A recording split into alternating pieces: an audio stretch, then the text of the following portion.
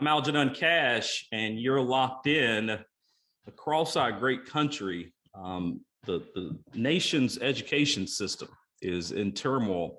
Many would argue that there were a lot of cracks in the system, prior to COVID, but certainly in the last 18 months, COVID has revealed even more cracks within the education system. And certainly right here in our own backyard, in North Carolina, we see some of that going on within our schools and some of the violence that we've seen emerge within some of our high schools as of late. But that story is not isolated simply to North Carolina. That story happens to be, unfortunately, happens to be prevalent all over the nation. And so I've got a school teacher that is joining me on the show today, speaking anonymously, because he really wants the opportunity to share the unvarnished truth with you. And so I'm really excited to bring this conversation to you and, make sure you also chime in if you have any questions. I'm going to call you Mr. R. I do know you personally, and I'm hoping that I don't slip up and say your name just out of habit, but I'm going to say Mr. R, if that's okay. Welcome to the show. Thank you for locking in with me. Thanks a lot, Algenon. Thanks for the time. I really appreciate it. I know you could be doing a lot of other things, and this is very valuable. It is. I think the conversation is valuable. My audience understands how much I value school teachers and how much I value the education system. I am someone who grew up very poor. That story is very well known amongst my audience.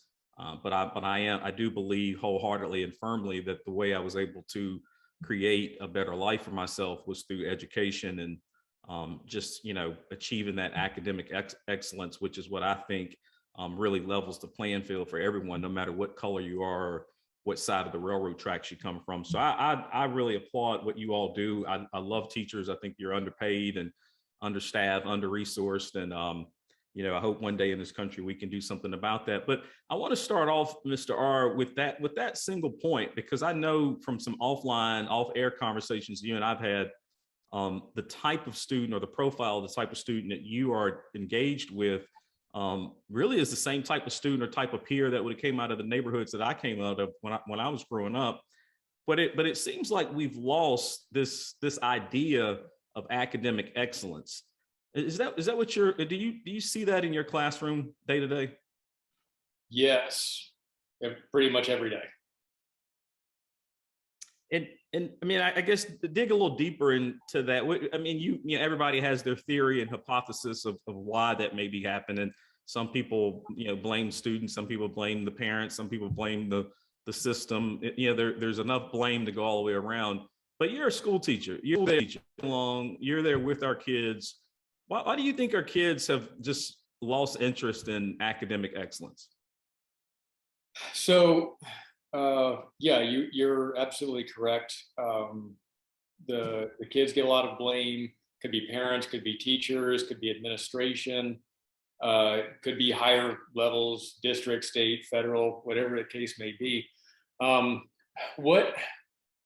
of the things I don't think has necessarily been talked about is, have you ever heard the expression, they think they're grown? Oh yeah, my daughter hears it from me about every other day, and she is grown, so she just turned 18. Okay, so that's an expression that I hear a lot, and so I took the opportunity to peruse some of your other podcasts that you've got on your website, and one of them is Michael Singleton. And he pointed out some of the differences between a more like what we would term in contemporary dialogue, liberal perspective versus conservative perspective. And the differences at times in the way we view children. I think what's kind of taken hold is a collapse of distinction between child and adult. And I'll give a very clear example of that. Like today in one of my classes, this is a class that has, chronic, several people will constantly be talking, give instruction, completely ignored, talk again. And then after several times of prompts, it's just, oh my God, why is he bothering us so much? And so I took the chance today to, address some of their irritations. And what came up was, we are absolutely equal. In other words, there's no distinction between you as an adult and us as kids. So whenever there's a disagreement, there's no understanding that I come at the situation with more perspective, more expertise, and should be listened to. They simply take it as, I'm just one more person, absolutely equal, and therefore whatever they're doing is of equal value to whatever I'm telling them to do. Mm. That's an interesting perspective. And yeah, as I think about it and I listen to your response, I see a lot of that, even here locally in our backyard. Describe for me, at least for your particular classroom and the students you're engaged with, describe for me the level of engagement from the parents. Do you hear from the parents? Do you see the parents? Are they concerned about the work, or what's the relationship like between you as teacher and parent of the child? Yeah, that's actually a really good one.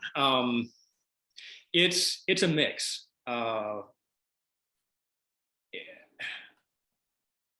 So in other classes, it might be more, or other schools, it might be more typical for there to be more active parent outreach. What I have found is that there's more outreach needed on my part. So I will be making more phone calls home or emails out.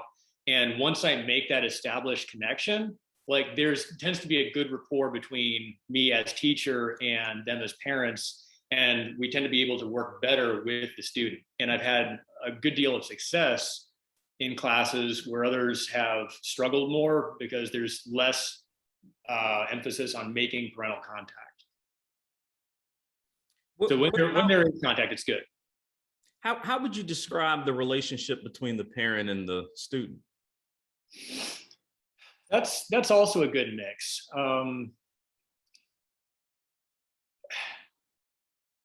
Yeah, like some of them, if you contact them about an issue you're having with their child, like it's pretty swiftly dealt with, and you come back with a different experience of the child the following day.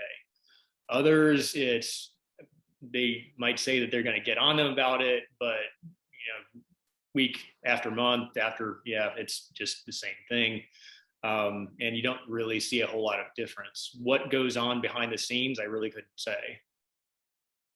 And I asked that question because you made the distinction, which I think was really profound, that a lot of students and children nowadays don't always see this difference between them as a child and the actual adult. And this is I'm not a scientist or anything like that, but so this is just a hypothesis and theory. I see a lot of parents nowadays, treating their kids like their friends. Yeah. And I don't, when I was growing up, and I'd hate to say that because now I sound like my grandparents who did raise me. They constantly said when I was growing up, I used to get tired of hearing that, but I now find myself doing it as well. But I will say that during that time, it was very clear in my mind who was the adult and who was the child. And, if I was asked or really told to do something, not necessarily asked, I fulfilled, whatever that request was, ASAP. And today it's almost like, parents would rather be best friends with their kids than actually be their parents. Yep. Yeah, I do get that impression. And I do think that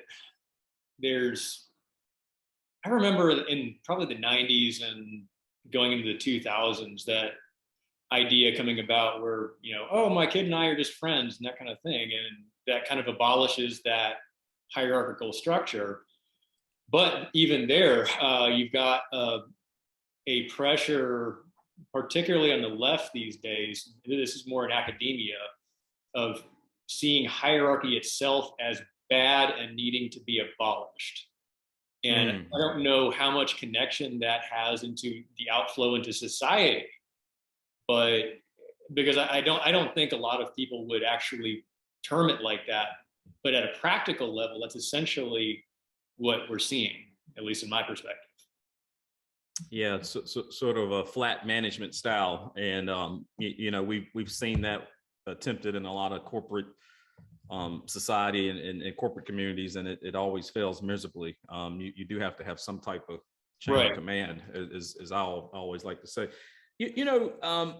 Here locally, you heard me mention at the intro of our conversation that here locally in North Carolina, we have been seeing some violence within our high schools.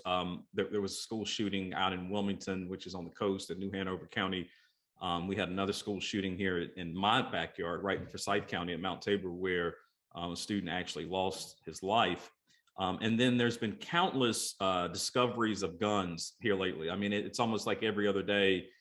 In fact, today I was on my way to the gym before getting ready for this show, and a friend of mine said he was on the way to pick up his kid from Reynolds House High School because they found yet another gun. I think it's the third gun they've found at Reynolds here in the last few weeks. You're obviously down in Florida. You're a little ways away from us. How is the situation in your district? I mean, are you seeing an uptick in the amount of violence and the amount of use of firearms and that type of behavior?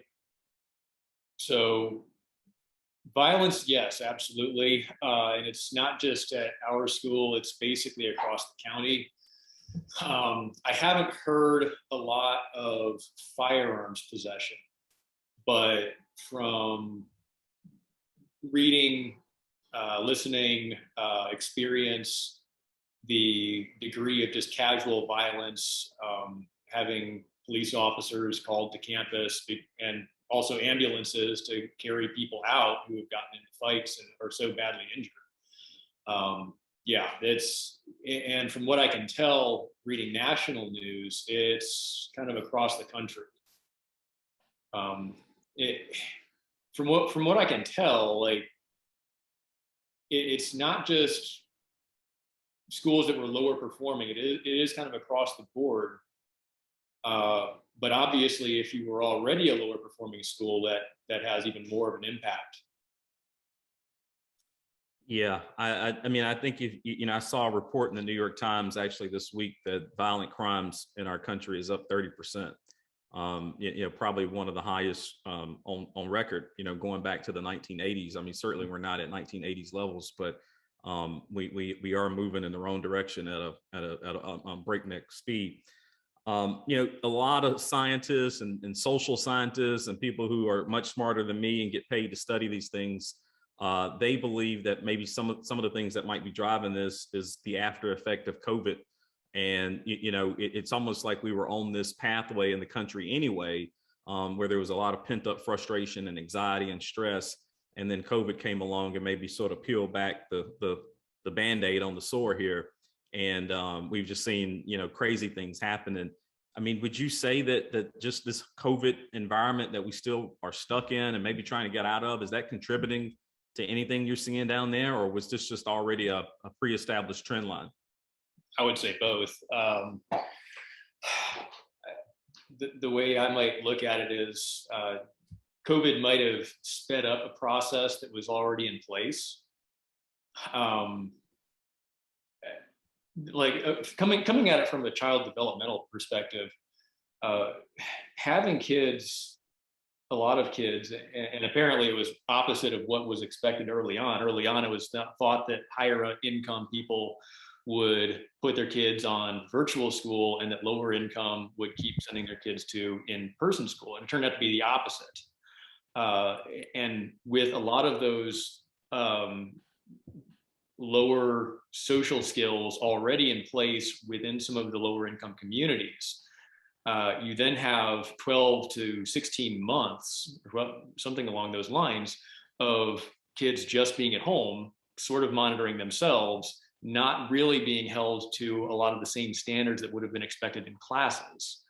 And so now putting them back into a school setting, they're not used to dealing with each other. I have been amazed at how intent they are on ticking each other off on a daily basis, just for no apparent reason.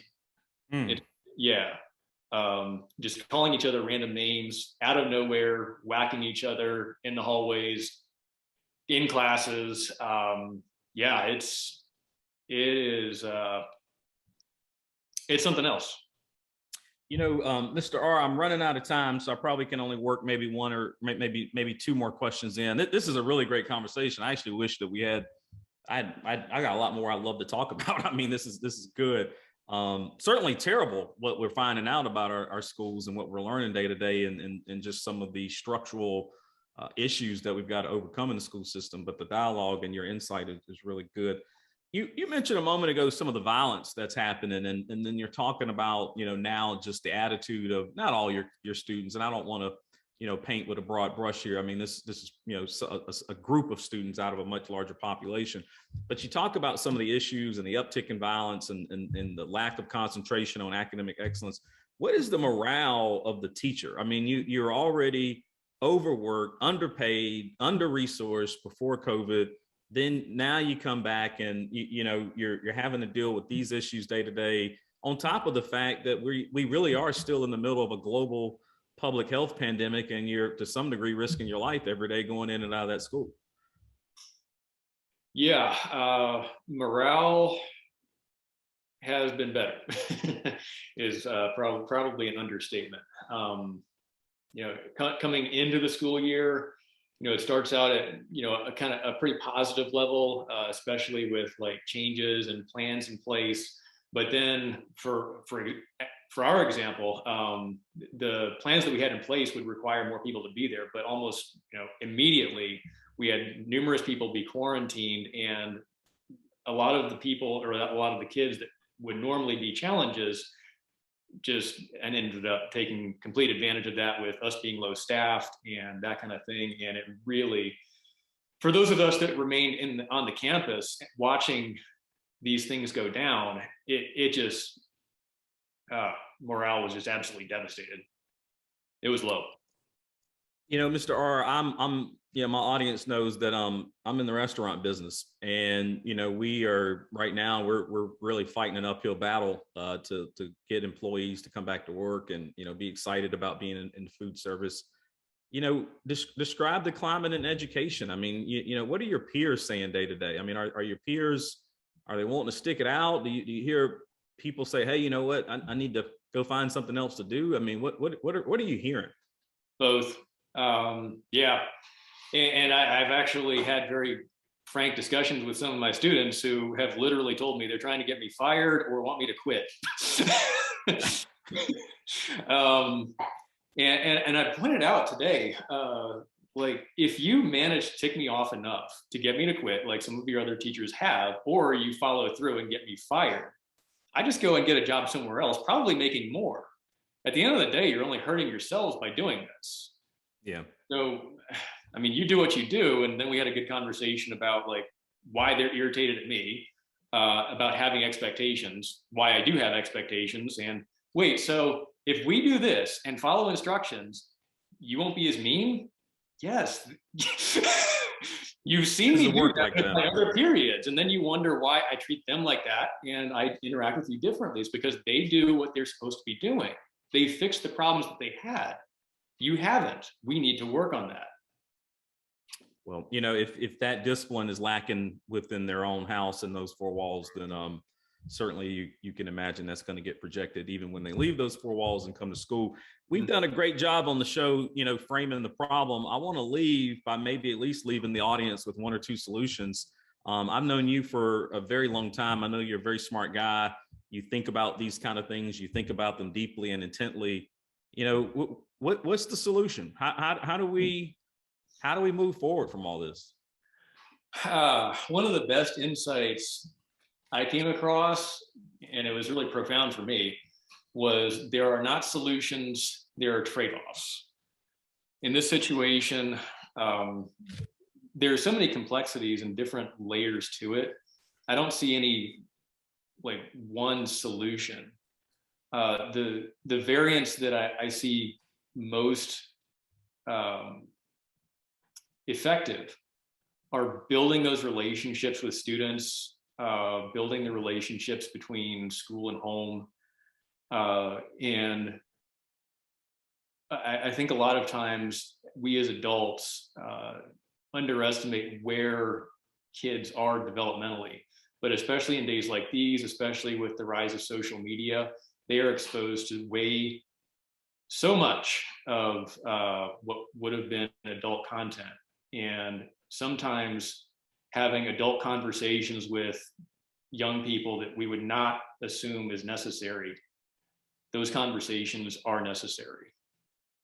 And those do build positive relationships.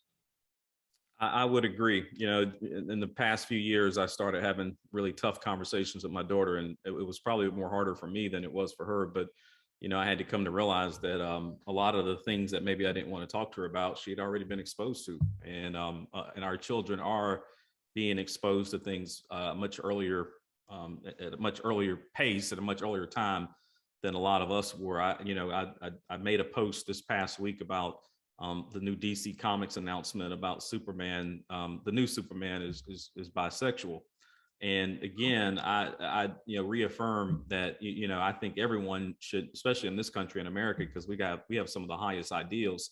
Everyone should be able to express who they are openly, freely, without fear of persecution or harm or what have you. But I do think that when we challenge our children at a very young age, you challenge a 5-year-old to wrestle with questions around sexuality. I do think maybe that is a bit too far, despite whatever our personal convictions might be. So that's my soapbox. Mr. R, thank you for locking in with me. I'm so proud of myself. I didn't slip up and reveal your secret identity, throughout the entire show. So I did good here. To my audience, thank y'all for locking in with me. This was a great conversation. And keep in mind, every conversation I put together, all the content that I develop is absolutely free to the user.